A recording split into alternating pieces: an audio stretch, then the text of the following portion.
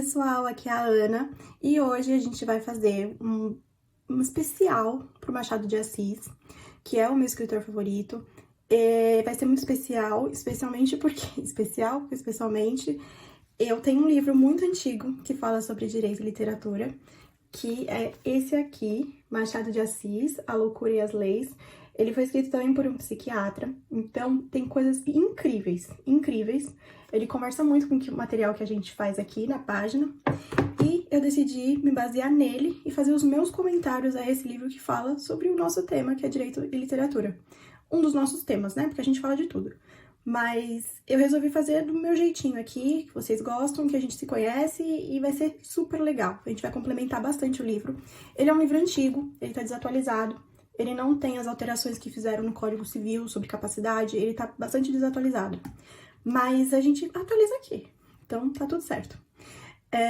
Não esquece de curtir o vídeo e vamos começar a falar sobre um dos contos, porque esse livro ele reúne vários contos do Machado. Eu quero começar com o Alienista.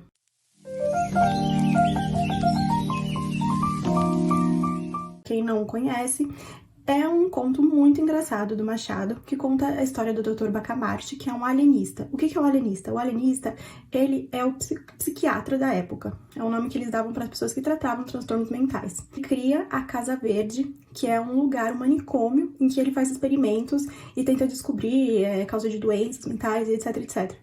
É fantástico, vale muito a leitura, não é grande, tem um livro que saiu do Alienista, de uma editora, acho que antofágica, que é lindo, lindo demais. Eu não comprei, mas tá na minha lista, só por ter mesmo, porque eu já conheço a obra. Incrível, incrível, conheçam o Alienista. Mas o que eu vou falar sobre o Alienista? A gente vai falar sobre a lei antimanicomial, que é a lei da reforma psiquiátrica, que é a que está em vigor no Brasil e que é um ponto crucial para a gente discutir o que foi a Casa Verde do conto do Machado. A lei antimanicomial, ela tenta buscar uma proteção para as pessoas que têm transtornos, sofrimentos psicológicos. Mas aí a gente se pergunta, o que é um transtorno psicológico?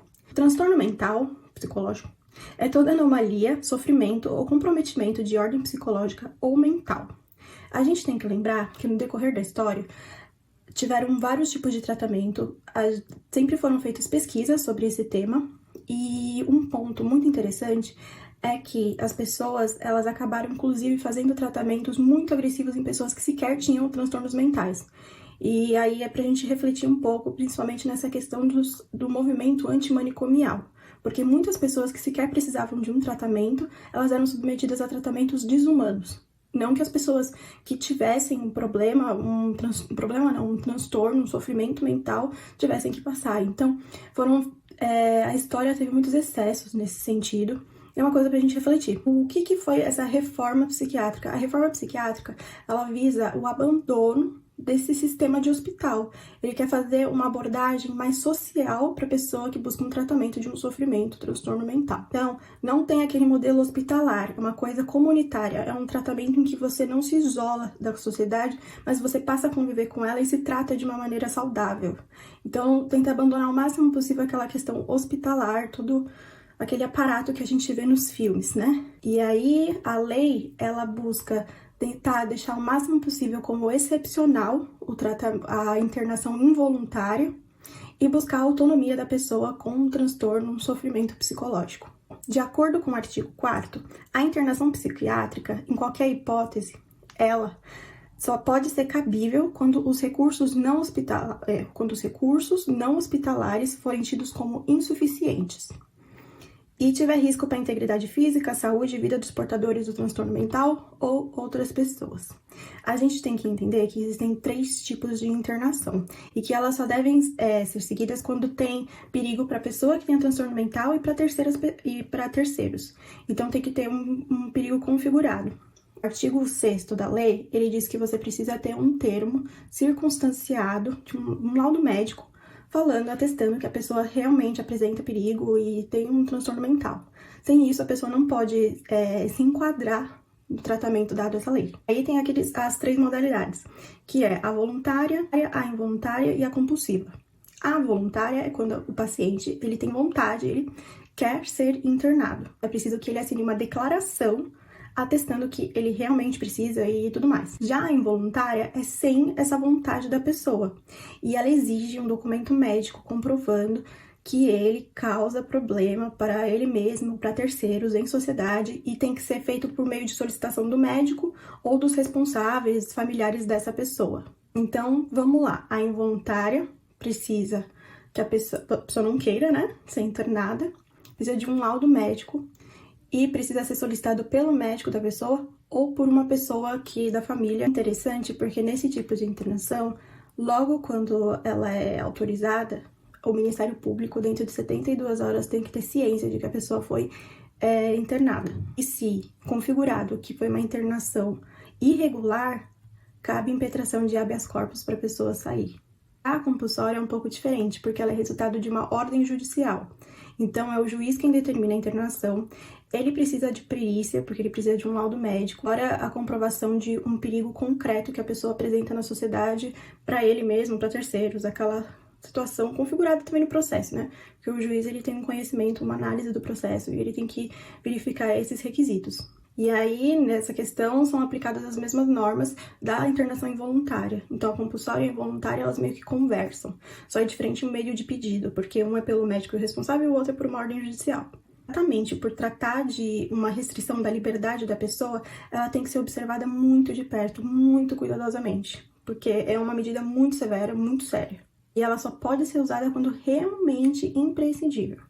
Então, quando realmente precisar muito que ela seja usada. Não é uma coisa arbitrária, que nem a gente pode ver com o Dr. Bacamarte na Casa Verde. E aí tem uma polêmica, né? Usuário de droga, como é que faz? Primeiro que muita gente faz essa ligação, eu não entendo muito bem essa ligação de problemas mentais e drogas, mas a pessoa usuária de drogas, ela pode entrar desde que, como resultado do uso das drogas, ele tenha desenvolvido um transtorno mental. Então, uma coisa tem que conversar com a outra. Não adianta você fazer uma política pública querendo tirar pessoas da rua e internar. Não faz sentido. Em um hospital não um hospital psiquiátrico, mas com uma medida psiquiátrica não faz sentido. Não é uma política pública decente. Várias questões e vai fugir um pouco desse vídeo. Então, pessoas usuárias de drogas têm que comprovar que o uso da droga faz com que ela tenha um transtorno psicológico. E outro ponto muito interessante é que em 2016 eram umas alterações em uma portaria do Ministério da Saúde. Foi a nota técnica, na verdade, foi a nota técnica 11 de 2019 do Ministério da Saúde, do dia 4 de fevereiro de 2019, que coloca como ponto de atendimento o hospital psiquiátrico. Depois de tudo isso que a gente viu, todo esse aparato antimanicomial, eles colocam um hospital psiquiátrico como um ponto de atendimento, o que é um regresso no que a gente seguiu até agora, todo o movimento antimanicomial. Interessante porque a nota, ela coloca como não um substitutivo, ela coloca como um ponto de atendimento, então ele não é uma exceção, ele começa a se tornar como se fosse uma regra, junto com, em contramão do que tudo isso que a gente está vendo, todas as evoluções que a gente teve na lei, voltando a ser uma coisa muito arcaica e que não respeita os direitos e a autonomia da pessoa com um sofrimento ou um transtorno mental. Mas foram esses alguns questionamentos sobre a lei antimanicomial, que conversa muito com o alienista. E a gente tem um senso crítico também, aplicar para nossa realidade, pra gente ver o que tá acontecendo. Esse vídeo é de 2020, a gente não sabe o que pode acontecer até o final desse ano. Então, espero que vocês tenham gostado e uma ótima leitura. Não deixem de ler Machado. E, se vocês querem entender também sobre essa área que eu falo bastante, esse livro aqui é bem interessante. Tá desatualizado, mas aí você faz o quê? Você compra o livro e vê os vídeos. Mas é uma ótima leitura pra todo mundo e é isso aí.